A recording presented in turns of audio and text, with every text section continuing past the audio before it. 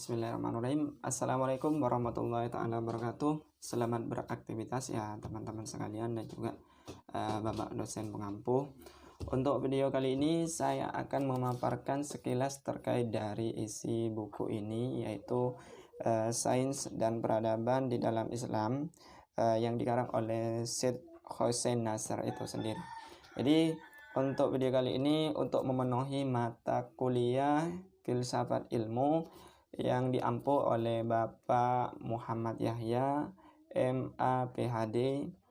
Di sini dijelaskan bahwasanya sains dan peradaban di dalam Islam. Jadi ilmu pengetahuan dan peradaban di dalam Islam itu sendiri.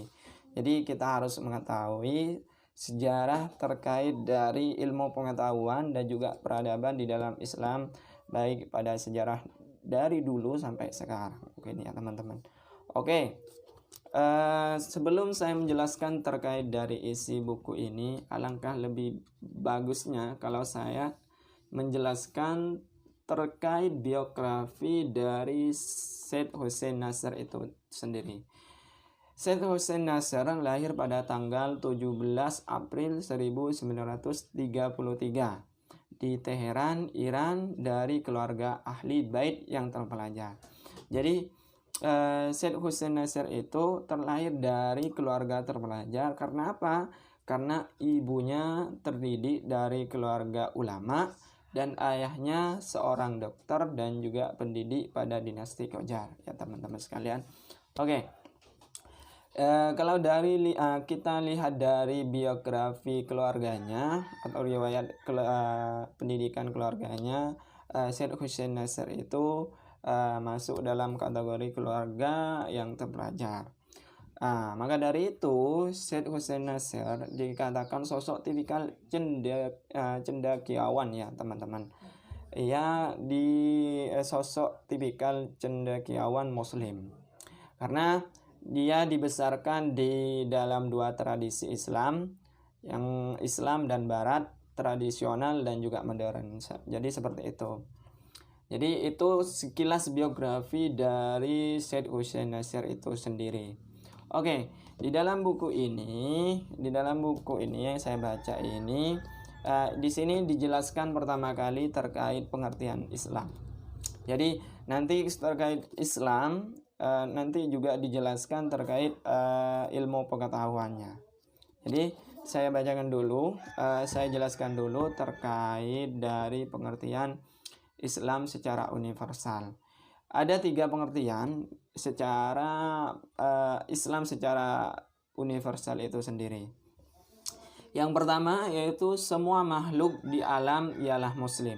Jadi di dalam pengertian ini semua makhluk hidup itu harus tunduk kepada Tuhan. Jadi di dalam buku ini Islam itu semua makhluk yang ada di dunia itu yang ada di alam ini ialah Muslim. Terus yang kedua, semua manusia dengan kemampuan menerima aturan wahyu yang suci adalah Muslim. Jadi seperti itu. Terkait dari pengertian yang kedua ini, yaitu semua manusia dengan kemampuan menerima aturan wahyu yang suci adalah Muslim. Jadi itu terkait dari Muslim dan tidaknya terlebih dahulu itu ya teman-teman sekalian. Oke, pengertian yang ketiga, berserah diri kepada Allah dan mampu menjadi aksi yang tak tertandingi di dunia. Jadi karena dia Uqbah itu berserah diri kepada Allah, jadi dia masuk kategori aksi yang tak tertandingi di masa itu ya teman-teman sekalian. Oke, selanjutnya di sini saya akan menjelaskan terkait pada sainsnya itu sendiri. Pada abad pertengahan Eropa mengembangkan sains kealaman, hanya memperhatikan aspek kuantitatif dan material saja. Ya, sedangkan Islam sendiri sudah bisa memahami dan menguasai kepatuhan konseptual yang meliputi sains, matematika. Jadi kalau dibandingkan dengan Eropa, Islam itu sudah lebih maju pada masa itu. Jadi pada masa itu Islam sudah bisa memahami ilmu matematika seperti itu ya. Terus pada abad pertengahan ini juga dijelaskan bahwasanya Barat kurang menghargai matematika. Nah, jadi itu Barat itu kurang menghargai matematika. Setelah itu juga Barat dikuasai Kristen, sedangkan setelah 2 abad setelah Nabi Muhammad sallallahu alaihi wasallam, dunia Islam di bawah Khalifah Harun al-Rasyid ya telah jauh lebih aktif dalam budaya dibandingkan dunia sezaman itu. Jadi Islam lebih aktif dari Barat seperti itu. Serta dalam dunia Islam sendiri, seni ahli matematika menemukan tempat berbijak yang telah dapat memuaskan keinginan orang yang beradab. Semasa itu Islam sudah bisa memahami matematika dan juga bisa menguasai filsafat itu sendiri. Jadi kalau dibandingkan dengan Barat itu Islam lebih maju. Kalau dibandingkan sekarang itu Barat itu sudah lebih maju ketimbang Islam sendiri. Jadi mungkin karena faktor apa perlu kita bahas dan juga kaji di ilmu-ilmu yang selanjutnya lah. Itu. Oke. Pengertian Islam secara universal saya sudah jelaskan. Di sini menurut kaum muslimin itu matematika itu mempunyai daya tarik yang sangat kuat. Sifatnya yang abstrak, memberikan jembatan yang dicari muslim. Yang dicari muslim antara multiplisitas dan unitas. Jadi seperti itu. Matematika itu menurut orang muslim pada saat itu mempunyai daya tarik yang sangat memikau ya tentunya. Jadi maka dari itu seorang muslim membagi matematika itu menjadi 2 macam. Yang pertama itu ilmu aljabar, yang kedua itu ilmu tentang angka-angka menurut sistem Pythagoras. Ya, ilmu aljabar ini yang satu ini selalu berhubungan dengan geometri dan trigonometri itu sendiri. Jadi Islam sendiri sudah bisa membedakan 2 macam dari ilmu matematika itu sendiri ya. Oke, selanjutnya terkait pada Islam sendiri. Islam lahir di sini juga dijelaskan ya. Dijelaskan Islam itu lahir pada abad ke-7 tahun pertama hijrah Rasul dari Mekah ke Madinah. Itu memang dijelaskan seperti itu. Pada tahun yang menyebar ke seluruh Timur Tengah, menyebar ke seluruh Timur Tengah, Afrika Utara dan Spanyol. Pada akhir abad Islam banyak bersentuhan dengan sains. Jadi di masa itu juga lahirnya Islam sudah banyak bersentuhan dengan ilmu pengetahuan itu sendiri. Jadi seperti itu ya.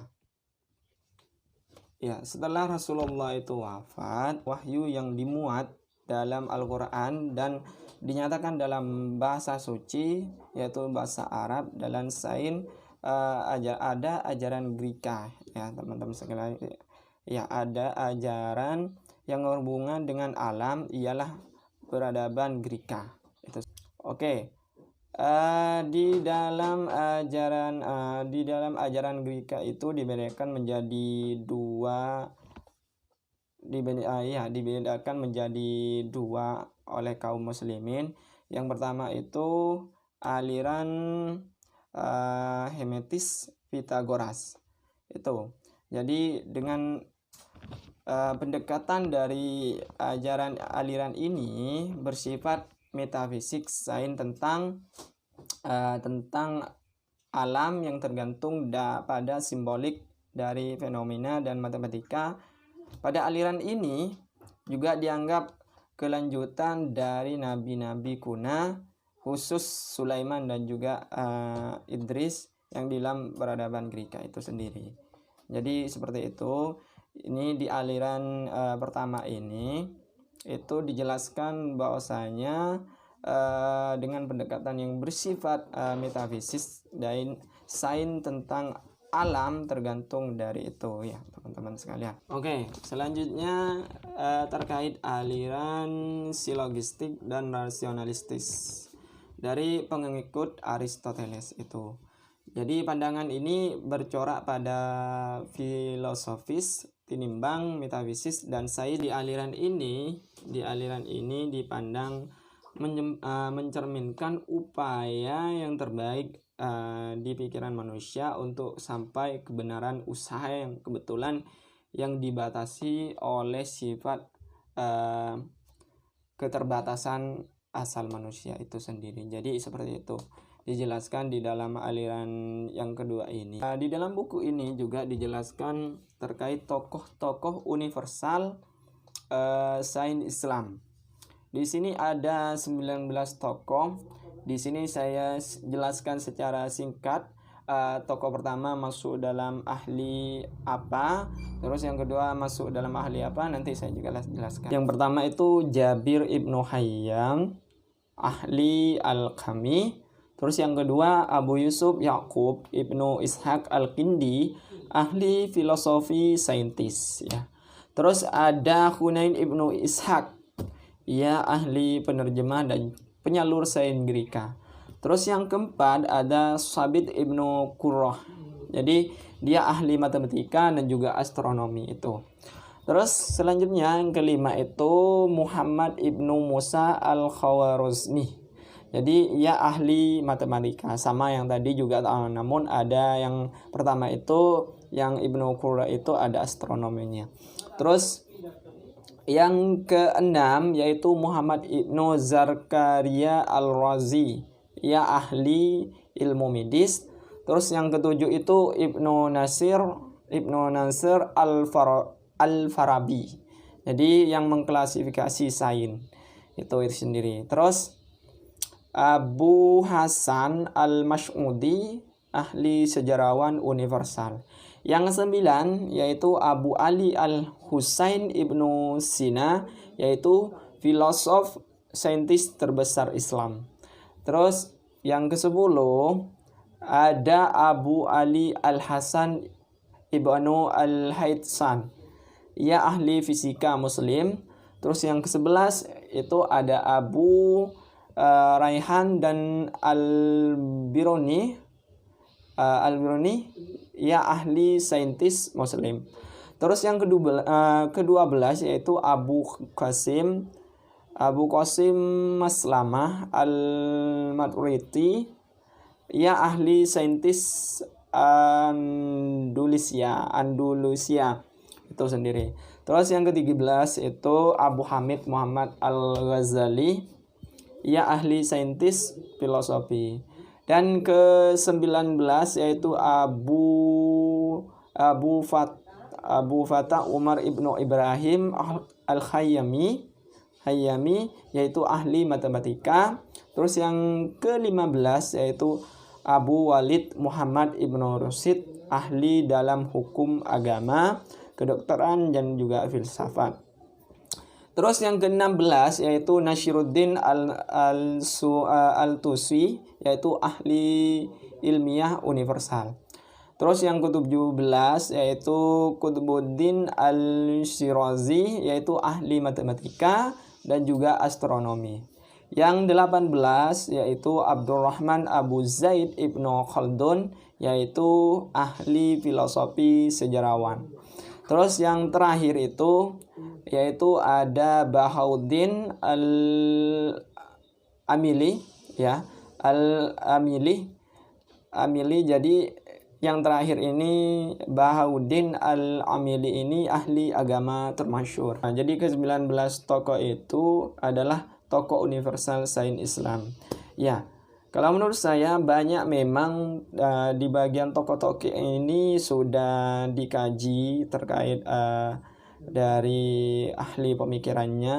ada sebagian memang bahkan sudah banyak di dalam tokoh-tokoh yang 19 ini, tokoh universal Islam ini yang sudah dikaji dan sudah menjadi ilmu pengetahuan yang selalu dijelaskan dalam sekolah dan lain-lainnya. Jadi intinya ke-19 tokoh ini mempunyai ahli masing-masing. Untuk selanjutnya dijelaskan adanya klasifikasi sains. Jadi yang saya tadi itu dijelaskan bahwasanya ada Al-Farabi untuk tokohnya, ada juga Ibnu Khaldun. Jadi di sini klasifikasi sains ada dua. Yang pertama menurut Al-Farabi, terus yang kedua Ibnu Khaldun. Jadi yang pertama di sini menurut klasifikasi sains Al-Farabi, secara perincian ada ilmu bahasa, ada ilmu logika, ada ilmu sains dan persiapan, ada ilmu fisika ataupun sains kealaman. Terus ada ilmu kemasyarakatan. Jadi seperti itu. Untuk Al-Farabi itu membagi, ada klasifikasinya membagi dari yang kelima poin itu sendiri. Terus yang selanjutnya klasifikasi sains Ibnu Khaldun itu ada perinciannya ada 3, yaitu sains yang dikaji di dunia Islam, terus yang kedua sains filosofi dan intelektual, dan juga yang terakhir itu sains yang disampaikan pada masa itu. Jadi ada perinciannya juga masing-masing di ketiga sains itu. Jadi hanya saya jelaskan pokok-pokoknya saja. Jadi kalian bisa untuk teman-teman yang perlu mengetahui ini, perlu juga menurut saya dikaji ulang terkait perincian dari sains baik Al-Farabi baik dari segi Ibnu Khaldun itu sendiri. Oke, selanjutnya teman-teman sekalian, pada masa itu lembaga pendidikan juga sudah tercipta. Juga ada lembaga pendidikan pertama kali itu tidak seperti yang sekarang. Kalau sekarang kan kita bisa berada di ruangan yang ada sejuk lah, intinya seperti itu, yang nyaman. Jadi untuk masa itu lembaga pendidikan itu masjid, masjid itu juga dijadikan tempat pengajaran pada Khalifah Umar bin Khalid. Jadi pada masa itu terus sebagai sekolah mata pengajaran awalnya Al-Quran dan Al-Hadis, lambat laun ada pelajaran gramatika, Arab dan sastra. Kemudian lahirlah sekolah dasar rakyat pada masa itu. Jadi itu terkait lembaga pendidikan. Terus ada juga lembaga pengajaran tertinggi. Di sini sejak Khalifah Al-Ma'mun sekitar 200 Hijriah ditunjang oleh bendahara negara, terciptalah sekolah yang termasuk tempat terkumpulnya banyak saintis pada masa itu. Jadi pada masa itu juga sudah tercipta yang namanya sekolah tinggi. Terus lambat laun akhir abad ke-5 tercipta universitas ketika Wazid dinasti Seljuk Nizam Al-Mulk. Sejak itu terus berkembang. Jadi pendidikan tinggi ataupun juga universitas itu pada masa itu setelah itu mengalami perkembangan itu sendiri. Terus ada juga observatorium. Ini sebagai tempat pengamatan dan juga pusat pengajaran astronomi, dan pada saat itu yang berhubungan mendirikan Obe Samsiah didirikan Al-Ma'mun dan di Baghdad sekitar 213 Hijriah itu ya teman-teman sekalian. Jadi lembaga observatorium itu sudah tercipta juga, dan juga rumah sakit pada masa itu. Rumah sakit pemula Islam ialah didirikan pada atau 700 ya, pada masa 707 Masehi. Jadi didirikan oleh Khalifah Walid ibnu Abdul al-Malik dari dinasti Umayyah di Damaskus. Terus juga ada pusat sufi, di mana pusat sufi ini sebagai pusat dengan tujuan sebagai tempat latihan spiritual, ya, baik dari zikir ataupun yang lainnya. Mereka sudah siap menerima tuntutan rahasia ilahi itu sendiri. Jadi pada masa itu lembaga pendidikan, pengajar tinggi, observatorium dan juga rumah sakit pusat sufi itu sudah didirikan. Jadi itu. Terus di dalam buku ini juga dijelaskan ada ilmu kosmologi, kosmografi, geografi dan sejarah Islam. Jadi di sini sudah jelas terkait dari kosmografi, geografi dan sejarah alam itu termaktub dalam buku ini. Terus yang kedua, yang selanjutnya itu ada fisika yang dibahas terkait dari tokoh yang dijelaskan. Di sini juga ada Ibnu Al-Haytham dan juga Al-Biruni, terus Al-Khazini. Jadi seperti itu. Terus yang selanjutnya yaitu terkait ilmu matematika tentunya ya. Di sini juga dijelaskan ilmu matematika itu. Jadi ilmu matematika itu memang yang saya jelaskan sebelumnya, bahwasanya orang Islam itu, orang muslimin itu sudah bisa mengkaji ilmu pengetahuan dari matematika itu. Bahkan sudah bisa membedakan dua macam dari matematika tersebut. Terus di balik tokoh tersebut ada Ikhwan Asy-Syafa, terus Al-Khwarizmi, terus dan juga ada Umar Khayyam. Jadi itu di balik ilmu matematika itu dijelaskan dalam ketiga ini. Terus ada juga astronomi. Di astronomi ini dijelaskan bagaimana sifat bola-bola langit dan juga gerak planet, jarak dan ukuran planet itu sendiri di situ. Terus di bagian selanjutnya itu di dalam buku ini juga dijelaskan yaitu ilmu medis. Yakni ilmu medis ini di sini menjelaskan dalam buku ini latar belakang histori ilmu medis Islam. Di sini juga dijelaskan ada aliran Iskandariyah dan juga kedokteran Rasul, Jundi Syafur, itu dijelaskan itu ya. Terus dan juga di dalam ilmu medis itu kedokteran sepanjang abad-abad pemulaan. Jadi seperti itu. Terus di bagian selanjutnya yaitu ilmu medis setelah Ibnu Sina. Jadi di sini setelah Ibnu Sina itu ada juga ilmu medis yang lain. Terus selanjutnya itu filosofi dan teori kedokteran Islam, itu dijelaskan juga di dalam buku ini. Terus yang saya juga pahami dalam buku ini ada sains tentang manusia. Jadi ilmu yang mengkaji tentang manusia juga tentunya itu ya. Terus terkait selanjutnya, penjelasan selanjutnya ada tradisi alkemi. Wah, yang tadi dijelaskan itu terkait yang menyinggung alkemi itu di sini yang termaktub dalam tokohnya itu Jabir Ibnu Hayyan dan juga Ar-Razi Al-Iraqi itu.